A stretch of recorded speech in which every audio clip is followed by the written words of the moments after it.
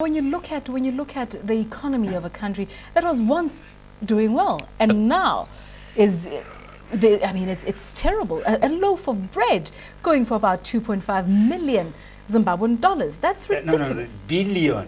Billion Zimbabwean Yes. dollars. I mean, you won't buy anything for 500 million in Zimbabwe, not even a Coke. Now, is there a possibility of getting an international arrest warrant while he's still president? What would happen in a case like that? President of what? Of Zambia? Well, what we see now as How do you call him president of what? But look, we've got to refer to him as something. We could call him Robert Mugabe. That's how you do disservice, by calling young people war veterans. You're calling him president. Someone who stole an election. How would you like us to address Mr. Mugabe? Yeah, Mr. Mugabe, yes. Mr. Mugabe. He's not president of Zimbabwe. He's not the legitimate president of Zimbabwe. Right, but he's now the elections have not, the election results have not come out, and we're obviously working from what has been. No, this is not an election. This is a farce. Day in Zimbabwean history, and we're joined in the studio by Mr. Wilfred Mhanda, who is a member of the Zimbabwean Liberation War Veterans Forum, and Mr. Peter Stiff, who's an author, Contemporary Warfare and Politics in Southern Africa. Thank you both for joining us here on Rendezvous Africa. Now we're talking about a country that has been looked at and so much has been said, but also a day that has been considered to be one of the most important in the history of Zimbabwe. What's your take on what has happened on this day?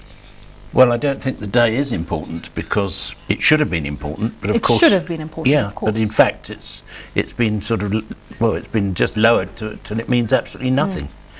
When you say absolutely nothing, it's the will of the people against the will of one man, or so it seems. Agreed? Yes, and there's a top sort of cabal of people that are backing him, mostly people that if this regime is overthrown, there'd probably be international arrest warrants wanted for them. And maybe that's the reason why they don't want to go down. I'm sure. I mean, Perrance Shiri, who's the chief of the Air Force, right. He was the commander of the 5th Brigade, which was responsible for killing probably 20 to 30,000 Ndabeles in the early 1980s. Now let's go to you, Mr. Mhanda, member of the Zimbabwean Liberation Veterans Forum. Give us your opinion of the day today and what we have seen happen in terms of the MDC pulling out of the runoff elections, and also seeing President Mugabe voting alone in this vote. Actually, today is a very tragic day. It represents the culmination of efforts to reverse the outcome of the election on the 29th March. So what happened? They began rigging the election rerun way back on the 30th of March. So it's a consummation, a culmination of that reversal. It constitutes electoral rep and also the death of democracy and legitimacy in Zimbabwe. That opinion would not be expected from you looking at your title there, looking at member of Zimbabwean Liberation's War Veterans Forum. Take us through that. When we were fighting, when I was a fighter, I was called a freedom fighter.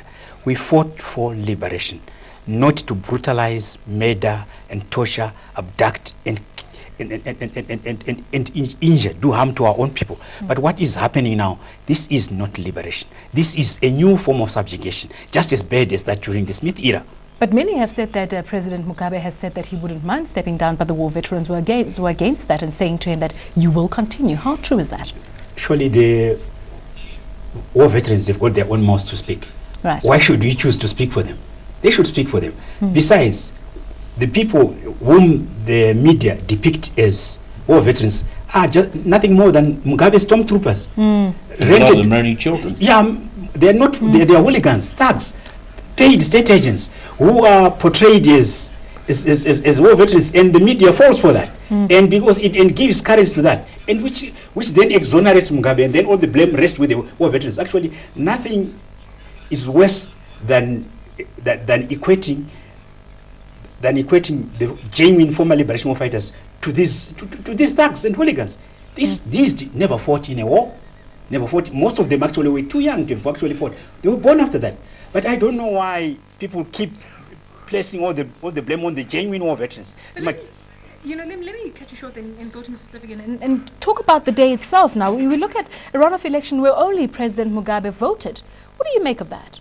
Well, it just shows you, I mean, there's been enormous threats put onto people telling them they've got to vote, and if they if they don't show that they've had a pink finger, you know, then they're likely to be pushed into a booth to vote, and they're looked at while they're voting. So what is actually happening here is that somebody's going to vote. In actual fact, there's somebody else who's looking over their shoulder, making sure that this is what the vote says. Well, all the army, you know, the army had, as such, had postal votes, and they had to fill in their votes in front of their commanders. And You're guess who killing they're them? voting for? This, what has happened today is an exercise in massive coercion of the people. The militia, Mugabe's militia, and elements of the military have been busy setting up structures to coerce people to go and vote today. They had no choice. If Morgan Tsvangirai had participated in this election, it would have actually been legitimation of a farce. But he actually has not been formally allowed to actually step out of that vote or back down as he wanted. I mean, his name was still on that ballot paper when people went in to vote. But that's just so that Mugabe says it's a legitimate election, you know, that people could have voted for Tsvangirai if they wanted to. Tell us more about this book, Cry Zimbabwe. Now, we're talking about independence 20 years on. Yes, this was... You're looking more into the country itself. Oh yes, this covers really the 20 years that, you know, the first 20 years, which were pretty tragic. You know, a lot of people say, oh, Mugabe did a good job, you know, in the beginning, but of course he didn't. He destroyed the free press. You know, he took over the Herald. You know, he had, first of all, he was given about, I think, 44 million by the British to buy farms, to buy out farms. Now, he says he wasn't given that money by the British, but he was. And the idea was to buy out farms and give it to people who needed it. But instead, all that money was used to buy out farms to give to his top hierarchy of ZANU-PF. But now world powers now say that, they've come out to say that Mugabe's illegitimate government will not be supported or recognized. What does this mean for the people of Zimbabwe, Smanga? The people of Zimbabwe actually faced with a totally new situation. What they have grappled with all along since 2000 was questionable legitimacy, but this is now open illegitimacy. He is trying to steal legitimacy, to steal a mandate through an election. Robert Mugabe no longer has any mandate to represent the people of Zimbabwe, except his own party. If his party like him, that's fine, but he has no right to speak on behalf of the people of Zimbabwe because he's not their legitimate president, and he should be considered illegitimate. But now when you look at the economy of a country that was once doing well, and now is, I mean, it's terrible. A loaf of bread going for about 2.5 million Zimbabwean dollars. That's ridiculous. No, billion. Billion Zimbabwean Yes. dollars. I mean, it You won't was buy the anything for bread 500 basket. million in Zimbabwe, not even a coke. It was a breadbasket of Central Africa. You know, it exported maize when South Africa was short of maize. You found Zimbabwe exported sufficient maize to South Africa to keep going. Conversely, when there was drought in Zimbabwe, South Africa did the same. So it worked together, but Zimbabwe, of course, is much smaller than South Africa, yet it had the potential to virtually feed South Africa. So it tells you how far the it's country gone. was. Oh, yes. It was. Is there hope, though? Is there hope for a country that has got a leader now that, as you put it, has taken the ruling without even considering what the people of Zimbabwe have to say? This presents a totally new challenge, not only to the people of Zimbabwe, but to the region, the SADC, the African Union, and the United Nations, because they are now confronted with a clear case of illegitimacy. There's no doubt about the illegitimacy of the whole thing, from the rigged rerun and the violence and everything. But you know what seems to come out for me here is that the people of Zimbabwe are actually going to suffer more than anybody else. Of course. Because, for example, when you look at a book like this that you wrote, and you're talking about 20 years on from independence, things have gotten remarkably worse. Worse since then, yes. Since then, and the people who seem to be suffering are the people of the citizens of the country Zimbabwe. Look, in a nutshell, the position is that Mugabe is a war criminal. You know, he had these 30,000 people murdered in Matabeleland. He's been murdering people all the way along. What is needed should be an international arrest warrant, and he should be arrested and taken off to The Hague. if there was an international arrest warrant, no country would be able to give him sort of sanctuary. What happens now? Is there a possibility of getting an international arrest warrant while he's still president? What would happen yes, in a case like that? President of what? Of ZANU-PF? Well, what we see now as What do you call him president of what?